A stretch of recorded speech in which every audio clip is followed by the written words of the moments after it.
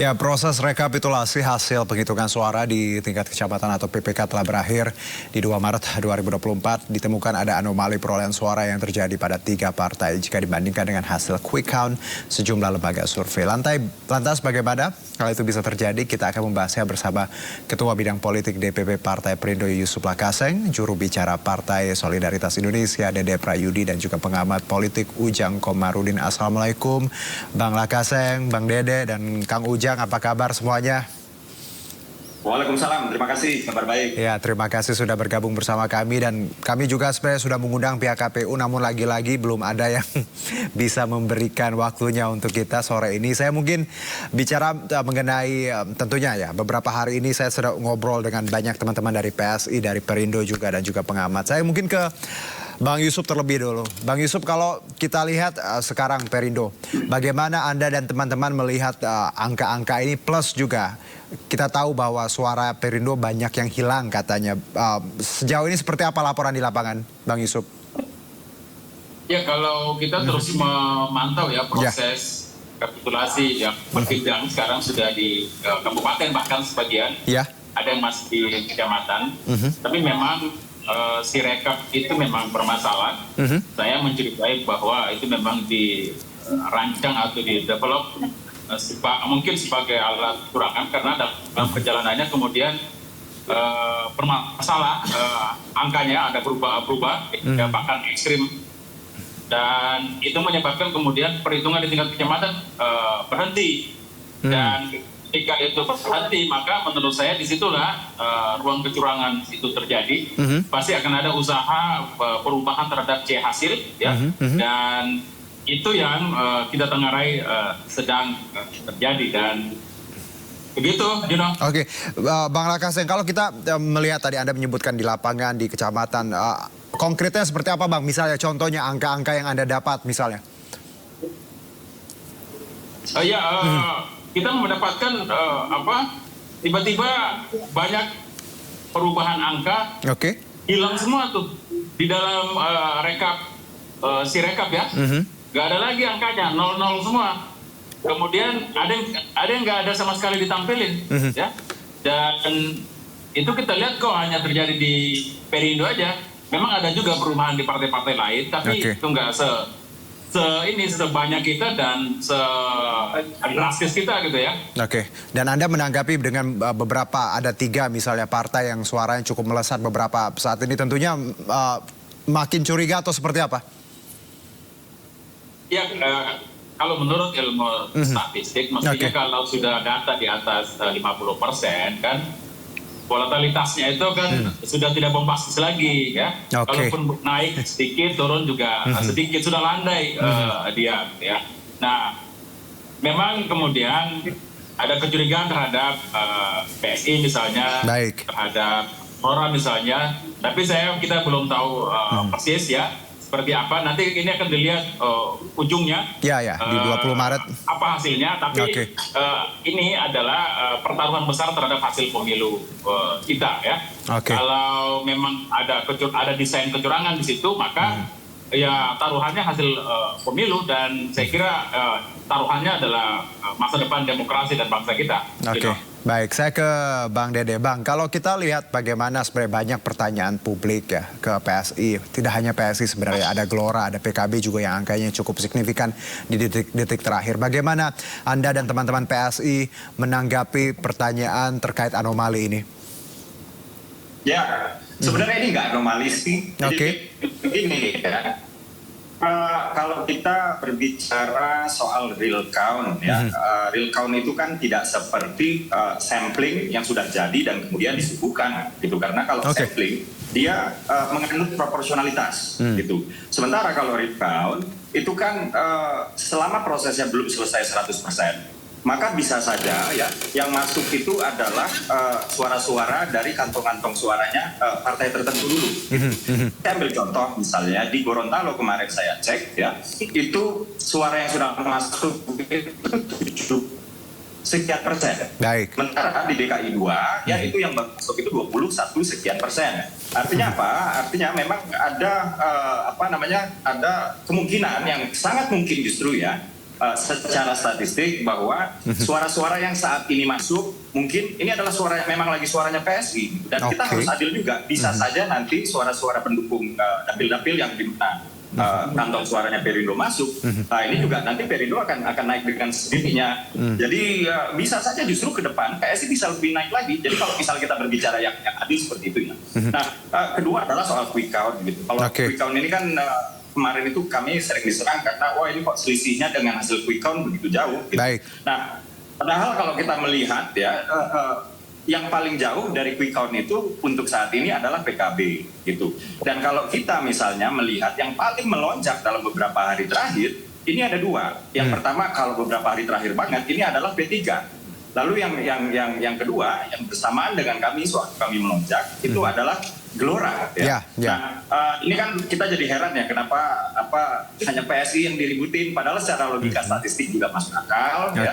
Lalu yang kedua juga bukan kita yang paling jauh dari quick count dan melonjak paling tinggi juga bukan kita gitu. Nah, ini kan kenapa PSI yang diributkan. Tapi begini, sama dengan teman-teman dari Perindo bahwa PSI belakangan itu memang semenjak H+1 ya pemungutan suara, Ketua Umum kami Mas Kaisang Pangarep itu sudah menginstruksikan seluruh kader untuk ke bawah ya mengawal suara ya, yang dimana saksi-saksi kami bekali pengetahuan supaya mereka tahu haknya apa, lalu juga urutan-urutannya menurut PKPU itu penghitungan ulangnya seperti apa dan lain-lain. Kami juga mendapatkan beberapa temuan ya. Misalnya di Banten ya suaranya Sis Isyana Bagus Oka salah satu caleg kami misalnya kalau batang lidinya di situ tertulis ada 10, namun kemudian di kolom penjumlahan kanan bawah di situ ditulisnya 5. Ada juga yang di Lampung batang lidinya 10 di kolom penjumlahan itu tulisannya 0. Nah hal-hal seperti inilah yang kami kawal. Tapi dalam hal ini kami tidak sedang mengatakan kami sedang dicurangi, kami sedang mengatakan bahwa kita patut bersyukur bahwa proses penghitungan manual yang dijadikan rujukan yang legitimate ini dilakukan secara terbuka ya, kemudian mengundang saksi-saksi dari berbagai partai dan perbaikan-perbaikan dimungkinkan dan saksi dari berbagai partai itu menandatangani perbaikan-perbaikan tersebut di kertas Bang Dede. Baik, saya ke Kang Ujang. Kang Ujang bahwa tadi mungkin saja kantong-kantong suara PSI di beberapa tempat memang lagi masuk seperti itu. Tapi ada juga argumentasi ketika angka tadi di atas 50% harusnya tidak naik secara signifikan untuk beberapa partai. Anda sendiri sebagai seorang pengamat, Kang Ujang, bagaimana Anda melihat anomali atau perolehan suara parpol tidak hanya PSI, misalnya disebutkan juga Gelora dan PKB, ya lagi-lagi tendensinya mungkin ke partai pendukung tertentu. Bagaimana, Kang Ujang? Ya kalau saya kemarin berdiskusi ya dengan banyak lembaga survei termasuk teman-teman yang melakukan quick count, saya bahas sama Pilpres dulu. Nah waktu itu sore-sore saya di salah satu TV sebelah itu menjelaskan bahwa ketika itu suara tabulasi masuk sudah di angka 50% bagi Prabowo Gibran. Saya sudah bisa mengambil kesimpulan karena diagramnya sudah stabil, suaranya sudah stabil, saya mengatakan waktu itu tidak akan banyak perubahan bahwa Prabowo Gibran yang akan unggul ketika itu. Nah kita soal pileg, ya dalam pileg juga akan sama ketika misalkan angka sudah di angka 50 lebih gitu ya 60%, ya memang suara itu tidak akan jauh pergerakannya, tidak akan berbeda gitu, tidak akan selalu progresif pergerakan suara itu. Tetapi memang ada juga yang beralasan tadi Bang Dade mengatakan ya mungkin saja ada TPS-TPS yang dari PSI yang belum masuk ya, belum terinput. Tetapi kalau kita bicara misalkan di Madura gitu di Bang Awi bahkan teriak-teriak protes gitu bahwa suaranya pindah ke partai lain, tuduhannya dugaannya kepada PSI. Nah itu kan harus dijawab. Apakah betul atau tidak ada 2 TPS yang dianggap suara P3 di dapilnya Bang Awi pindah kepada PSI. Ini kan menjadi sebuah persoalan kalau itu benar. Dan itu dinyatakan langsung oleh Bang Awinya. Makanya saat ini P3 sangat kencang mendorong hak angket. Yang tadinya tidak mau hak angket, ingin mendorong hak angket. Yang kedua yang saya baca ya terkait dengan persoalan ini, ya saya punya pengalaman Bang Herjuno ya. 2014 itu saya pernah jadi ketua tim sukses. Ketua tim sukses anggota DPR yang 4 periode, tidak pernah kalah dari 97 sampai 2014-19 lah ya. Saya pernah, mohon maaf ini cerita saja ya, cerita bahwa ini kejadian nyata ya yang saya alami gitu. waktu itu saya berinteraksi dengan, mohon maaf ya, saya katakan ini penegak hukum gitu. Saya untuk apa? Untuk mengamankan suara, senior saya, bos saya yang maju ketika itu, bukan untuk mencuri gitu. Artinya dalam konteks itu bisa jadi memang bahwa tadi pergerakan suara itu ya ada yang murni, ada yang juga tidak murni. Makanya tadi Bang Lakase mengatakan butuh pengawalan. PSI juga mengatakan butuh pengawalan karena memang bisa jadi pergerakan suara itu bisa berubah di TPS itu. Ya, dan itu terjadi dan saya alami sendiri dan begitu. Kang Ujang, pembuktiannya gimana sih ketika kita bicara, ya tadi ada yang menyebutkan C1-nya nanti kan bisa dicocokkan. Tapi kalau menurut Anda bagaimana harusnya ketika banyak ada aduan atau mungkin keluhan dari beberapa partai terkait angka-angka yang berubah yang tidak logik seperti itu. Apa yang harus dilakukan ya pihak-pihak terkait harusnya? Yang agak rumitnya begini, yang sumber masalah bagi saya pribadi, tentu ini kritik kepada KPU, rekap ini. Ini sumber masalahnya di sini. Jadi data yang ada di partai, dia punya data internal gitu lah, katakanlah. Dengan data Sirekap, dengan data real count itu berbeda. Karena ini menjadi persoalan gitu loh. Oleh karena itu yang pertama harus dilakukan menurut hemat saya ya, suka tidak senang untuk memperbaiki kualitas demokrasi pemilu kita, diaudit investigatif Sirekap itu agar nanti tidak terjadi lagi hal-hal seperti ini. Ini menjadi kekacauan menurut saya dan itu mengancam legitimasi dari pemilu itu sendiri. Nah, saya melihat kalau seandainya tidak ada Sirekap, itu sebenarnya ya tidak akan terlalu, mohon maaf ya, membingungkan seperti saat ini karena tadi angka-angka di Sirekap bermasalah, bahkan tadi banyak pengamat telematika mengatakan terus bermasalah. Jadi saya melihat Kang Ujang di situ. Ya, baik. Saya dapat poinnya Kang Ujang. Bagaimana sebenarnya mencocokkan hasil quick count yang sudah dirilis dengan real count, itu aja Bang. Jadi real count itu nanti jawabannya. Tapi kalau saya ke Bang Yusuf Lakase, Bang, kalau kita melihat tadi ya justru adanya Sirekap ini membuat kegaduhan ya. Karena kita tahu ya error terus sempat down, servernya juga pindah-pindah. Anda melihat bahwa adanya Sirekap justru membuat Partai Perindo dan partai-partai lain merasa dirugikan atau dicurangi. Anda sepakat dengan ini, Bang Yusuf? Ya mestinya kan Sirekap ini menimbulkan kepastian gitu loh. Ya. Ini malah justru membuat ketidakpastian dan kerancuan ya, yang akhirnya kita menganggap bahwa tadinya alat bantu jadinya jangan-jangan jadi alat kecurangan gitu ya. Karena di tengah jalan tiba-tiba jadi alasan untuk terjadi penghentian di tingkat kecamatan. Dan ingat bahwa kecurangan itu rawan terjadi dari TPS ke kecamatan. Di situ C hasil itu bisa dirubah ya, dan ya bisa saja itu terjadi. Jadi menurut saya sih ada dua hal yang menyebabkan kenapa ini hiruk pikuk ya. Pertama adalah ada hasil quick count ya. Quick count itu kan sebenarnya adalah alat untuk mengontrol agar tidak terjadi kecurangan. Dan ini sudah terjadi jamak digunakan di pemilu seluruh dunia ya. Dan yang berikutnya adalah ya kenapa kemudian sasarannya banyak pengawasan publik kepada PSI, ya tidak bisa dipungkiri memang itu berkah yang harus diterima oleh PSI karena dipimpin oleh anak presiden ya.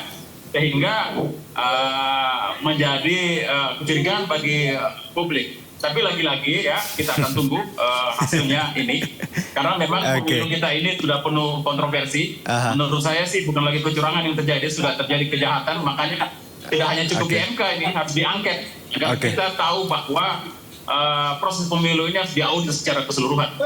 Itu yang akan bisa memastikan sejauh mana kebenaran, kepastian, dan integritas pemilu ini bisa betul-betul ditegakkan. Bang Dede, kalau kita bicara anak presiden, ini mungkin banyak anggapan ketika kita bicara PSI ya, Kaesang seperti itu. Dan saya pun melihat di X ya, di Twitter bagaimana sebenarnya PSI menanggapi ini dengan menyebutkan bahwa ini adalah Kaesang effect ya, yang nyata. Menurut Anda, apakah memang angka-angka yang kita dapat saat ini dari PSI memang berkat tadi seorang Kaesang effect atau ada hal lain yang menurut Anda membuat PSI kali ini cukup berhasil di angka-angka tersebut? Ya, kita nggak bisa pungkiri ya bahwa Kaesang effect itu berdampak baik itu pertama ya dampak langsung secara elektoral. Jadi 5 hari pertama Mas Kaisang login ke PSI itu ada 13.000 orang login ke PSI juga. Itu yang pertama ya. Lalu yang kedua, Kaisang efek yang kami maksud juga adalah soal gaya komunikasi. Ya. Gaya komunikasi yang kami maksud ini adalah Mas Kaisang itu gaya komunikasinya kan memang apa ya? Gen Z banget lah gitu ya. Dan ini mengubah gaya komunikasi kami ya. Yang dimana kalau dulu tuh ibaratkan itu PSI kayak kucil kolok gitu, galak banget. Nah ini kan sekarang PSI ini sudah jauh lebih tidak konfrontatif misalnya seperti itu ya. Lalu juga yang ketiga adalah Kaisang efek yang terkait dengan simbol dari sesuatu yang kami usung yaitu Jokowisme. Gitu. Karena suka nggak suka, memang ada simbol politik Jokowi di dalam diri seorang Kaisang Pangarep. Jadi Kaisang efek kalau yang dimaksud adalah yang 3 tadi tentunya betul. Baik, Kang Ujang, kalau kita melihat PSI yang efek main tingkah, kemudian tidak Mas. Baik, baik. Kayak ke Kang Ujang bahwa PSI punya argumentasi bahwa tadi mungkin saja angka-angkanya dari kantong-kantong suara ya yang baru masuk dan juga bagaimana Kaisang. Apakah Anda melihat bahwa efek seorang Kaisang dan juga bagaimana PSI dikaitkan dengan partainya Pak Jokowi memang bisa mengangkat angka PSI setinggi ini, Kang Ujang? Kalau saya sih melihatnya faktor kekuasaan ya. Faktor kekuasaan dominan di situ untuk bisa katakanlah mendorong ya suara PSI tinggi. Dan yang memang bisa jadi ada faktor caleg-calegnya yang kerja keras, ada faktor Kaisang bisa jadi. Tapi bagi saya faktor kekuasaan itu lebih dominan dalam konteks mengangkat itu. Kalau saya melihatnya seperti itu ya. Ini analisa saya. Kenapa Kang Ujang? Karena erat kaitannya dengan Pak Jokowi seperti itu. Kenapa Anda berasumsi seperti ini? Kan kita dilihat dari pengalaman Mas Gibran yang katakanlah kata Bang Dade komunikasinya bagus, tetapi kan pengalaman juga belum punya. Ini juga menjadi penting dalam konteks memimpin sebuah partai. Pengalaman Kaisang ya maksudnya ya. Organisasi dan iya, jadi saya melihat dorongan kekuasaan itu kalau kami ya di sama-sama teman-teman kelas menengah ke atas gitu, teman-teman intelektual, ya teman-teman politisi juga gitu ya, sudah paham betul terkait dengan skema-skema atau format-format ya rancangan pemilu itu. Tapi walaupun saya tidak menuduh, ya saya boleh menganalisa dong terkait dengan persoalan itu. Ini open discussion and it's really fair. Silakan untuk berpendapat ya sama-sama Kang Dede ya. Dan juga, nah tapi saya ke Bang Yusuf dulu deh, Bang Dede ya maaf ya. Bang Yusuf, kalau kita lihat ya tadi ada unsur yang tidak kita bisa naifkan gitu. Ada privilege lah di sini. Bagaimana Anda sebagai seorang politisi melihat ini? Apakah Anda merasakan hal-hal tersebut? Ya, kalau orang politik kan mengerti lah sejak Kaisang menjadi ketua umum PSI itu kan bukan soal Kaisangnya, tapi ada kekuatan besar di balik dia, yaitu ayahnya seorang presiden. Dia punya energi besar, punya kekuasaan besar untuk menggerakkan semua potensi untuk membantu PSI. Itu sah-sah saja kalau kemudian dilakukan secara normal misalnya ya.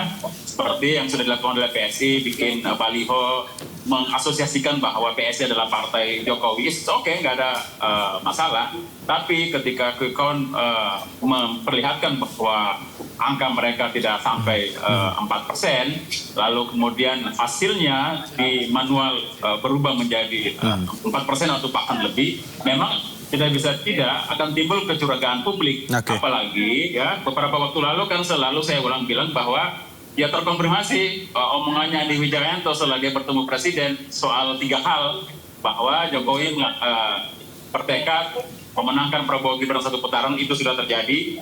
Kemudian akan berusaha membuat PSI masuk Senayan, itu masih utang ya karena belum terjadi, mungkin sedang diusahakan ya. Dan suara PDIP akan turun dan itu juga sudah terjadi. Nah, jadi makanya kemudian saya menyampaikan bahwa saya kenal teman-teman PSI ini, teman-teman saya juga. PSI itu sama sekali tidak punya kemampuan untuk bikin kecurangan. Tetapi ada kekuatan besar yang sedang memegang kekuasaan itu punya kemampuan untuk mengendorse mereka agar kemudian masuk ke dalam Senayan. Itu kesimpulan saya. Bang Dede, silakan ada tanggapannya Bang. Ya, saya pikir itu sebenarnya adalah ucapan yang sangat tendensius. Seolah-olah kami itu sedang dijudge, kami Saya mau tanya sama teman-teman ya. Di Dapil Pandeglang, Sageti, Kelurahan Karwangi, TPS 1. Di sana, di Sirekap, P3 ya, itu ditulis meraih suara 22. Sementara kami cek di planonya, C1-nya itu hanya 2. Lalu di TPS 02 di Sukaltinu juga di Pandeglang. Sirekapnya 21, planonya 3. Nah, hal-hal yang seperti ini, apakah teman-teman bukan dengan juga sama menunjuk hidup teman-teman di P3 bahwa mereka telah lakukan kecurangan. Jadi kayak begini, Sirekap itu adalah working document, itu yang harus kita pahami. Artinya input data dan perbaikan, kenapa saya sebut perbaikan? Karena manual juga sudah mulai masuk. Ini sedang dilakukan, ya, sedang berproses, ya. Jadi mari kita adil lah di dalam menyikapi fenomena yang namanya Sirekap ini, gitu ya. Kami ya sudah menemukan ketidaksinkronan ya antara C planonya P3 dengan data Sirekap, tapi kami nggak mau teriak-teriak bahwa ini curang. Justru kita patut bersyukur bahwa proses penghitungan manual yang dimana itu adalah illegitimate, ya, itu dilakukan secara terbuka, ya. Disaksikan oleh saksi-saksi dari partai-partai. Gitu. Dan kalaupun ada perubahan, semua saksi itu kan menandatangani. Baik. Gitu. Jadi jangan karena kansnya kecil lalu menuduh yang kansnya lebih besar itu curang. Nah ini nggak adil. Gitu. Apalagi mengait-ngaitkan dengan kekuasaan ini. Saya pikir ini nggak adil. Ya, itu, baik Bang Dede. Karena kami pun dari 3 hari yang lalu ya sudah ngobrol dengan teman-teman dari PSI, Mbak Francine, Bang Michael ya. Dan tentunya ini open discussion. Semuanya kita tidak ingin framing apapun karena kita ingin semuanya punya argumen dan kesempatan yang sama untuk menjawab dan juga bertanya satu sama lain. Dan satu mungkin sebelum saya tutup perjumpaan kita sore ini, saya ke Bang Lakaseng dulu. Bang, kalau kita lihat bagaimana Perindo konsisten untuk menjaga suara, Bang Rofik juga menyebutkan bahwa semuanya sedang menjaga itu dari tingkat kecamatan nanti juga sampai tingkat nasional. Sejauh ini langkah-langkah di lapangan seperti apa Bang Yusuf, update-nya dan optimisme kita seperti apa dari Partai Perindo sendiri? Ya, kami menggerakkan kader kita untuk memantau proses rekapitulasi berjenjang itu ya. Karena kan suara masyarakat yang mencoblos kita itu adalah amanah, itu harus dijaga ya. Walaupun itu menghasilkan kursi ataupun tidak, tetapi tetap harus dijaga kemurniannya. Tidak boleh ada perpindahan suara ya. Karena kalau terjadi perpindahan maka ya politik bersih itu tinggal jargon saja dan itu merusak rakyat, merusak kita juga, merusak demokrasi kita, yang merusak semuanya ya, karena proses pemilu kita dilakukan dengan jalan yang kotor. Kita tentu tidak mau itu menghiasi pada pemilu kali ini walaupun itu sudah banyak terjadi. Baik, Kang Ujang silakan singkat saja Kang Ujang, closing statement. Ya sepakat ya, suara partai-partai terutama partai yang mohon maaf belum beruntung untuk lolos di pemilu kali ini kan penting di 2029 karena PT-nya hilang, karena PT-nya sudah dihapus. Jadi suatu penting bagi Perindo, bagi PSI dan bagi partai-partai yang lain. Kenapa? Ini perjuangan panjang, bukan hanya 2024 tapi 2029 ke depan, karena terbuka nanti bagi Perindo, bagi PSI dan bagi partai-partai yang lain untuk bisa masuk ke Senayan di 2029 nanti begitu. Kita kawal suara masyarakat begitu. Bang Dede singkat saja Bang Dede. Ya, mari kita semua ya ikut berpartisipasi di dalam mengawal suara ya, karena disinilah cara kita memastikan kualitas demokrasi ini baik.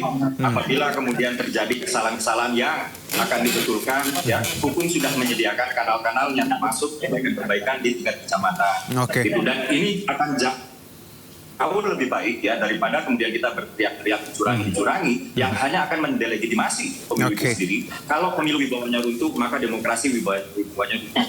Maka daripada teriak-teriak dicurangi, mari kita kemudian mengawal suara kita, karena disitulah upaya kita berpartisipasi untuk menjaga kualitas demokrasi. Baik, semangatnya ya tadi untuk kita semua ya, hasil yang bersih. Terima kasih untuk PSI, Bang Dede, sehat-sehat, salam untuk teman-teman di PSI. Bang Lakaseng lagi-lagi terima kasih sudah berbincang 2 hari berturut-turut bersama kami. Sehat-sehat untuk teman-teman Perindo.